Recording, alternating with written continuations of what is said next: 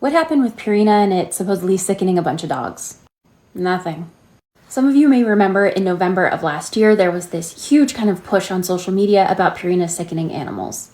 And the symptoms were kind of all over the place: gastrointestinal, renal, liver, just kind of everywhere. Overall, the FDA received about 1,300 complaints, and they went and investigated all the credible complaints. They started with open bags from these animals that were sick, and they were negative for all of these.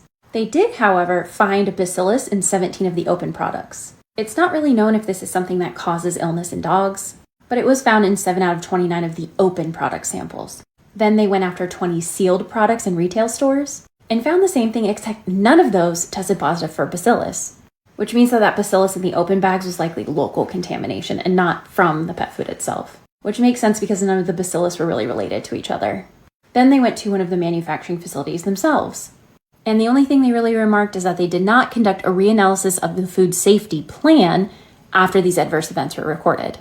And at the end of the day, the FDA could not really determine that there was a public health concern.